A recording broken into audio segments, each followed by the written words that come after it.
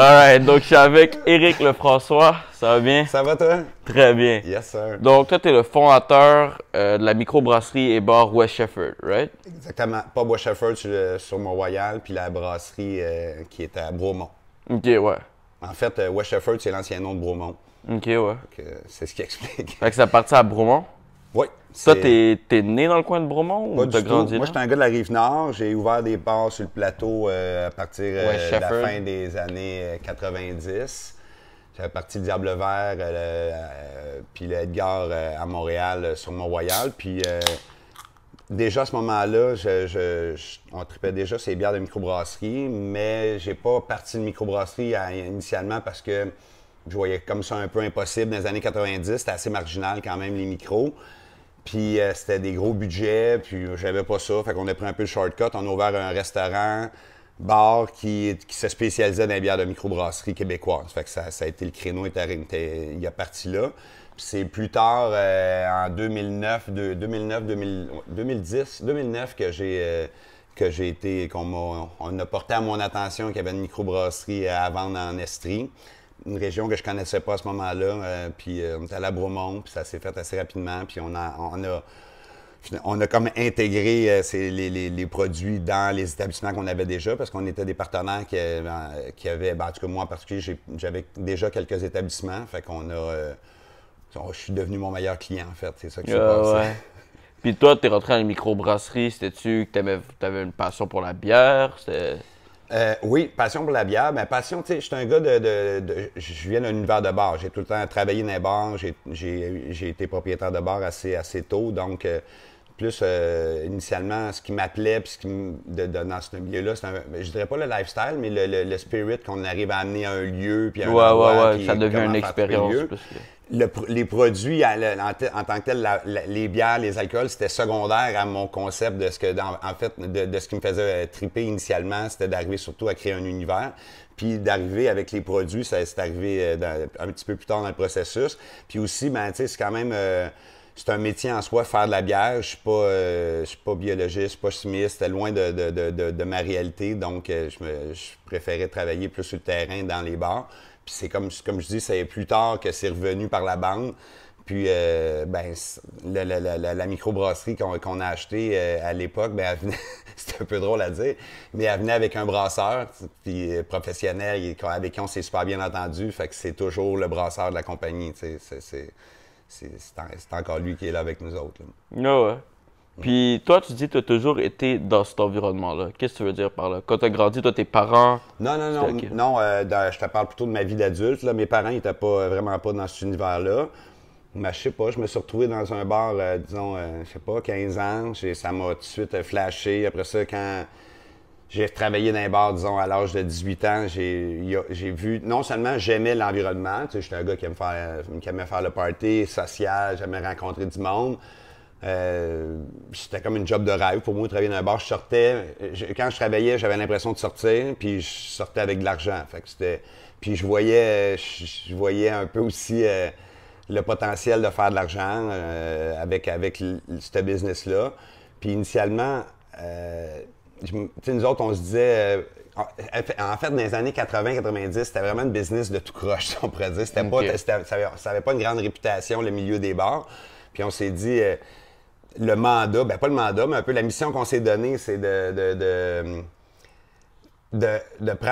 s'en aller dans une business avec une réputation d'être un peu tout croche, puis de la gérer comme une entreprise sérieuse, puis qu'on allait sûrement tirer le maximum de ça. Donc, puis on s'est tout le temps appliqué à travailler avec rigueur, même si c'est un milieu très sloppy ou de party, d'alcool, avec tout ce que tu peux t'imaginer qui vient avec ça. Ben nous autres, les partenaires avec qui je suis parti, puis les partenaires avec qui je m'entoure encore aujourd'hui, ben, tu sais, faut que c'est une cohabitation, l'idée du party, mais de la rigueur de prendre ça super au sérieux. Puis c'est un défi de plus que je dirais, parce que 100%. Un environnement, tu sais, quand tu essaies de faire des affaires sérieuses avec la variante alcool, ça amène des situations rocambolesques. Ça amène en fait à prendre des décisions qu'il y a peu de secteurs d'activité accepteraient, tu sais, dans un bar. Disons, il y a comme il y a des employés qui, tu sais, on laisse le droit aux employés de boire, tu sais, puis on les invite à boire responsablement, mais disons, historiquement, c'est arrivé qu'il y en a qui l'ont échappé. Ouais, Fait que c'est sûr. est-ce que si on avait un bureau de comptable, ben, le lendemain matin, il aurait été congédié, mais dans un bar, tu fais, ben. Ouais, c'est Ça fait ça. partie de la game, là. Tu t'en vas, tu joues avec le feu, ça se peut que tu te brûles. C'est un peu ça notre environnement. Puis, Puis ça. c'est pas tout le monde qui peut nécessairement être dans cette business-là parce que ça prend une bonne notion de balance. Comme tu Effectivement, parles de ça, ouais. qu'il faut garder le sérieux avec le bar, c'est comme t'as l'alcool, faut pas l'abuser non plus. Faut que tu saches, c'est quelqu'un qui sait comment c'est quoi ses limites, c'est pourquoi t'es là. Parce que bon, c'est facile pour plusieurs gens de se laisser embarquer là-dedans, puis tu perds un peu le focus de la business, puis... Oui, vraiment. C'est un défi, tu sais, dans le sens que c'est un secteur d'activité que si malheureusement tu as la maladie de l'alcoolisme, tu n'es pas à ta place, tu t'en vas dans un mur. Donc, puis on a tous un peu nos démons quand on est autour de cet univers-là. On n'est pas des enfants de cœur forcément si on se retrouve là, puis on aime tout faire le party, mais ça nous rattrape. Ça peut pas être que ça. Ça prend un équilibre, puis de toute façon, si t'es pas en mesure, si tu fais juste boire ou si tu fais juste le party, t'es pas en mesure de gérer, puis ça peut pas durer comme ça. Ça s'en va dans un mur. Donc, puis aussi, en tout cas, moi, une de mes manières, au-delà de la vie familiale qui gardait un équilibre, qui amenait un équilibre là-dedans, il y a aussi le sport. Tu sais, ça prend. Ça a pris une place importante dans ma vie parce que comme on était, tu t'es appelé à boire socialement souvent, je rebalançais en faisant jouant au hockey, de la course, vélo, nage, n'importe quoi, mais gardant en shape pareil pour pas te retrouver dans une spin de négative et d'alcool. Ah, c'est bon. Et voilà. Oui, cheers. Ça, C'est- c'est notre New England IPA, notre nouveau produit qu'on a sorti C'est- en canette fait un petit peu plus qu'un mois. 8 il faut faire attention, mais Ouais. ça paraît pas parce qu'elle est fruitée puis ça Ouais, passe elle est bien. fruitée, mais, là, comme- il y a quand même un bon pourcentage d'alcool à Ben boire ouais, avec, moi c'est Feu de joie. Toi, comment ça ouais. s'appelle? Moi, c'est la toilette. C'est la IPA qu'on a appelée les toilettes. Puis ça, les designs des canettes, c'est toi qui es derrière ça? Ben, c'est un travail d'équipe encore. Avec, dans les associés, il y en a qui s'intéressent plus à chacun un peu son département. Moi, ça, c'est quelque chose qui m'intéresse. On s'est penché avec Fred Jérôme, un gars de la Rive-Nord qu'on a connu il y a quelques années, qui s'occupe depuis le début. En fait, depuis que la Wash Shepherd a été créée, c'est lui qui s'occupe de nos brands. Ça a évolué un peu, l'esthétique, mais quand même, la pastille, le logo initial, on a tout le temps continué de travailler autour de ça. Puis, ça date seulement de cette année qu'on distribue cette gamme de produits-là en canette, parce qu'avant ça, on se concentrait sur des barils. Donc, on n'avait qu'une amputeuse, donc on pouvait juste servir dans des restaurants puis des bars. La pandémie nous a amené à accélérer le processus d'encanage. Puis là, on est vraiment content parce que ça a explosé plus rapidement qu'on pensait. Je sais pas si c'est les gens avec la conscientisation de boire, d'acheter local ou la qualité de nos produits ou je ne sais pas, mais Moi, je te parlais tout est là. Je te parlais de design des canettes parce que ça, je la tiens. Puis c'est nice que le matériel change. Ouais, il y a un petit un relief sur la canette. Ouais, une ouais, sensation c'est de relief du moins là, avec les teintes. Là. Ouais. Mais ça, comme toi, tu dis, là, vous avez commencé à vendre en canette. Ouais. Ça a été votre manière de s'adapter. Puis là, quand tu me parlais de c'était quoi quelque chose que je turn around pour faire des podcasts, puis je te parlais de business owners, un des sujets qui revient le plus, c'est toujours l'adaptation de la business face à la COVID. Ah ouais, solide. Ben, tu sais, déjà dans la vie, être en affaires, c'est une question d'adaptation. Puis c'était de l'adaptation fois 100, fois 1000 pendant le COVID. C'est sûr qu'initialement, je pense que peu importe le secteur d'activité, la première détresse a été surtout une préoccupation de liquidité. Quand tu sais que initialement, là, je parle au mois de mars 2020, ça a été de se braquer un peu puis s'assurer qu'on garde les liquidités. Puis quelques semaines après ça, est venu les annonces des subventions puis de l'aide gouvernementale. Ça nous a fait un peu respirer. Ça règle pas tout, puis, mais ça nous a... En tout cas, à partir du moment qu'on a su qu'il y avait de l'aide qui arriverait, parce que on pouvait pas... En tout cas, les premiers jours, on pouvait pas imaginer que ça viendrait. Ça a donné de l'espoir, puis ça nous a permis au moins de penser passer au travers la crise qu'on savait pas non plus qui allait durer combien de temps. Donc là, tu sais, maintenant qu'on est en train de réouvrir, le constat, c'est qu'on a eu des prêts, ça a sauvé les entreprises, mais malheureusement, on s'est endetté pendant ce temps-là. Tu sais, on peut pas... je je veux dire, on peut dramatiser ou voir le côté positif de la chose. On a passé au travers la majorité des établissements, mais c'est ça, tout le monde s'est endetté. Ouais, c'est sûr. Donc, c'est un peu comme prendre l'année entre guillemets, sabbatique qu'on a pris parce qu'on angoissait, puis c'était les montagnes russes émotives. Ben dans le fond, c'était comme un peu voyager sur une carte de crédit, ou partir en vacances sur une carte de crédit. C'est dur de relaxer à rien faire quand tu sais que tu vas être obligé de travailler en double pour compenser. Je suis plus dans le genre travailler fort, puis après ça, partir, puis aller rien faire que rien faire, puis après ça, être obligé de le payer. C'est moins le fun. Fait que toi, avant de partir, Subway Shepherd, ouais. Toi, t'avais-tu une autre business? T'avais-tu déjà parti une business avant ça? Oui, en 96, à 23 ans, j'ai parti le Barbare. C'est ce que je disais tantôt, la première place que j'ai faite spécialisée dans les bières de microbrasserie artisanale du Québec.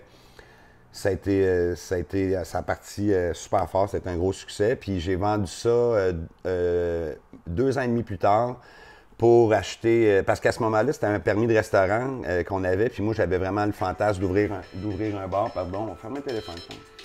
J'avais vraiment le fantasme d'ouvrir un bar, puis là, dans le restaurant, il fallait servir de la bouffe, sinon, il y avait la moralité qui était sur notre cas, puis on était comme entre 2 chaises avec ça, parce que acheter un bar, ça comporte d'acheter le fonds de commerce, donc c'est plus cher. Comment ça s'est fait, l'acheter, puis comme ouvrir l'ouverture, là?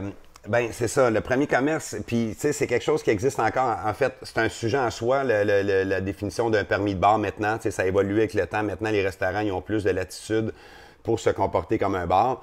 Mais dans ce temps-là, il y avait une plus grande valeur à un permis de bar. C'est-à-dire, c'est pas le permis en tant que tel quand tu vas à la ville pour payer ton permis ou à la régie payer ton permis. C'est plutôt la valeur, c'est la rareté des établissements qui faisaient qu'il y avait une revente. Un peu comme ce qui s'est passé avec les taxis, les chauffeurs de taxi. Et quand les licences se revendaient plus élevées, disons, il y a des chauffeurs de taxi qui achetaient leur licence 200 000, puis c'est pour ça que ça a fait une grosse histoire quand Uber est arrivé puis qu'ils ont brisé les règles. Ça a complètement fait crasher la valeur d'un permis de taxi. C'était une catastrophe pour eux autres.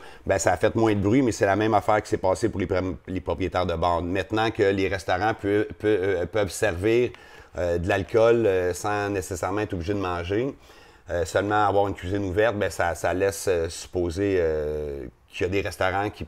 En fait, c'est que les restaurants peuvent vraiment plus se comporter comme un bar. Ce qui veut dire que les bars, la rareté qu'on avait est plus là. Donc, un permis, donc, dans les années 90, c'est un peu le raccourci qu'on avait pris. On avait dit on était incapable, on était 3 jeunes, incapables de s'acheter un permis de bar qui était 150, 200 000 dans le temps pour avoir minimalement une place pour opérer. Puis, fait qu'on a commencé à en prendre un restaurant puis en se disant on va servir de la bouffe, mais on va faire une place festive. Mais on était un peu prisonniers de ça. Tout le monde, les chums venaient pour brosser, puis il fallait qu'ils mangent. Puis ça fait qu'on était, même si c'était un succès, puis ça roulait gros, on n'était pas. C'était pas exactement ce que tu voulais faire à la base. Puis à un moment donné, on a su que le bar de l'autre côté de la rue, qui était le pub de Londres à Berlin à l'époque, qui était vraiment grand quand même. Il contenait plusieurs centaines de personnes. On a su que c'était à vendre. Puis vraiment, on s'est levé quand on est parti voir le monsieur propriétaire dans le temps est allé quasiment gêné d'y demander qu'on voulait acheter son bar, qu'on était intéressé. Là, c'était 2 ans plus tard, ça? C'était 2 ans plus tard. Puis là, 25 ans? Ouais, 26 ans rendu là, parce que c'était 2 ans et demi, comme je te disais. Ouais. Puis là, le fonds de commerce, on n'avait toujours pas l'argent, mais on avait la valeur de notre restaurant. Puis on a dit au propriétaire, donne-nous 30 jours, on va vendre notre fonds de commerce, puis on va aller vendre notre restaurant. Puis on va avoir l'argent pour te payer. Puis on a demandé une balance de vente. On a vendu le restaurant en 30 jours. On est allé acheter ce qui est devenu Diable Vert, qui était vraiment un bar à succès. C'était la folie là, dans les années 2000. Là. C'était des line-up. On avait le Ladies Night le mardi. Ça, c'était où déjà? Fort. Mont-Royal, Saint-Denis, Mont-Royal. Okay. Où est-ce que le Clébar à cette heure? Je ne sais pas si ça dit quelque chose. Ouais. C'était Clébar c'est le gérant à la fin du Diable Vert qui m'a racheté le commerce pour créer le Clébar, qui est encore là, d'ailleurs. Fait que, puis ça, de fil en aiguille, après ça, on est parti, parce que quand le Diable Vert, c'était pas mal un gros succès, puis nos amis venaient plus parce qu'il y avait des line-up quasiment. On était bien contents parce que c'était payant, mais on était un peu dépossédés de notre lieu parce que c'était envahi. Fait qu'on a dit, on va en créer un autre un peu plus petit, un peu plus chill. Puis là, j'étais rendu un petit peu plus bien. Tu sais, mettons, j'étais sur le bord c'était en 2001, j'avais presque 30 ans. Puis on a créé le Edgar Hypertaverne sur Mont-Royal, qui s'adressait à une clientèle plus âgée, puis un petit peu bon, en fait, Plus je saurais pas calme, dire. je dirais. Ouais, puis on se disait à ce moment-là, tu sais, c'était quand même à l'est à l'époque, là, même si c'était au coin de Papineau, là, mais dans le Ouais, temps-là, ouais. puis ça a été ça aussi un gros succès. Fait que, bon, c'est ça. Je me suis retrouvé dans une spin à ouvrir une coupe de place parce que les choses se passaient bien, là. Puis, on va dire, rendu après quelques places que tu as ouvertes, c'est quoi les différences de mentalité que tu avais quand tu ouvrais une nouvelle place de back quand tu as ouvert ton premier? Bonne question. Ben, honnêtement, je dirais que je suis un peu plus prudent dans mon approche, tu sais, financière parce que, tu sais, tant mieux les endroits que j'ai créés initialement, ils ont eu des gros succès. Puis, tu sais, quand tu as un succès en affaires puis que l'argent rentre pas mal, ça te permet des erreurs que tu peux pas te permettre si le succès est moins là. Donc, est-ce que j'avais une gestion, tu sais, j'étais un autodidacte, je pourrais dire, là, tu sais, j'ai pas un MBA, fait qu'on a appris sur le tas. Puis, il y a certains risques que j'ai pris, puis j'ai foncé. J'ai aussi je me suis retrouvé dans des mésaventures parce qu'on a pris parti des projets en banalisant l'envergure, tout ça. Donc, un peu. Comme quel genre de... Ben, après quelques succès, c'est un classique à dire, là, mais tu sais, c'est comme à chaque fois qu'on ouvrait des places, ça allait super bien. Puis à un moment donné, ben, on a comme probablement banalisé l'amour qu'il fallait donner à un établissement parce que c'est ça pareil, tu sais, ça fait. Tu peux pas. En tout cas, il y a peut-être des secteurs d'activité que tu peux partir des entreprises un peu sur le pilote automatique sans y donner de l'amour, ou est-ce que ça se passe juste avec des chiffres, mais il y a trop de Qu'est-ce que tu veux variantes. dire, pilote automatique? Ben, tu peux pas prendre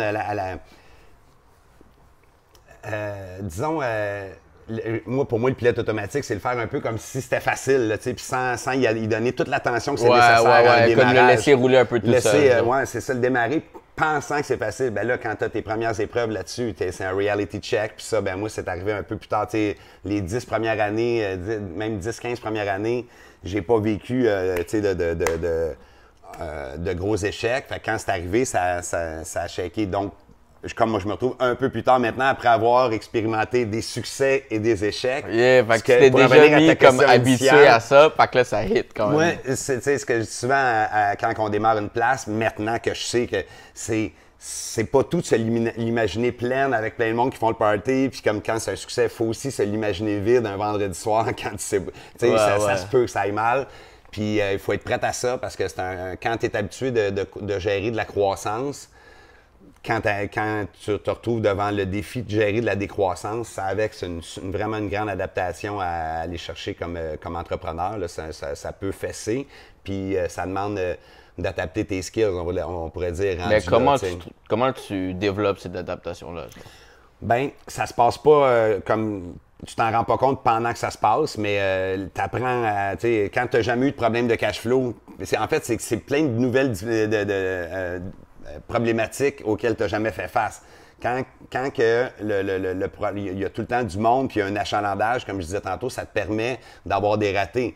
T'sais, au lieu de faire un rendement de 18 si tu en fais un de 16 tu es encore mort de rire, tu te fais des high-fives, puis c'est bien drôle, mais t'as échappé 2 t'sais. Fait que avec quand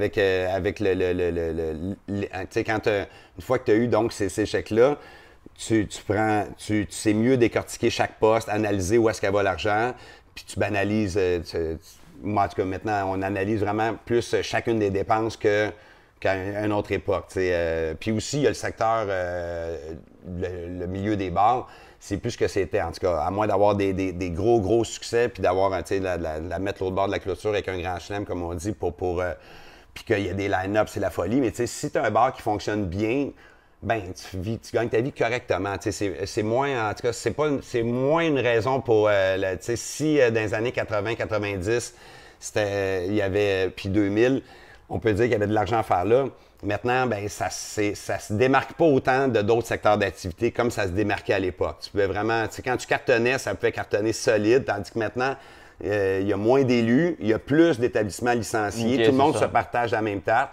Il y a aussi plein d'activités extérieures. Tu sais, comme citoyen, on peut pas s'en plaindre, c'est cool. Les espaces, je sais pas, en fait, les noms m'échappent, là, mais tu sais, tous les parcs éphémères, puis les endroits où est-ce qu'on peut avoir des parties ou des activités extérieures. Puis je fais abstraction de la pandémie, je te parle en tout temps. Là, il y a beaucoup de trucs intéressants avec les festivals qui amènent les gens à faire le party ailleurs que dans un bar. Donc, tu sais, pour nous autres, c'est un défi de plus. Fait que c'est ça que tu veux dire que c'est différent d'avant, quoi?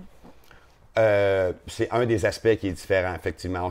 On est plus à se tirailler la clientèle. Puis en plus, ben, ceux qui nous donnent, qui nous mettent des taxes, c'est-à-dire l'administration, bon, ben, dans ce cas-ci, moi, mes affaires sont plus à Montréal, ben, tu te fais taxer en malade, mais on n'a plus vraiment de raison comme commerçant, comme propriétaire de bar, qui explique de se faire taxer en malade de même. Donc, comme citoyen, je trouve ça cool, toutes les activités dehors gratuites pour que tout le monde aille boire dans un parc ou dans des trucs. Mais concrètement, comme propriétaire de bar, moi, ça m'amène à rien, mais vraiment rien. Ça dilue ce que puis pour ça, je dis, il y a une dualité. Il y a l'entrepreneur propriétaire de bar, puis le citoyen qui pense pas Je vais pareil. juste faire une petite pause. Ouais. Pour ce qui est de YouTube, la vidéo, on va finir ça maintenant. Pour le reste, allez sur Spotify, Apple Music, Apple Podcasts, puis ça va continuer en audio. Donc, peace out YouTube. Salut YouTube! All right, let's go, on continue.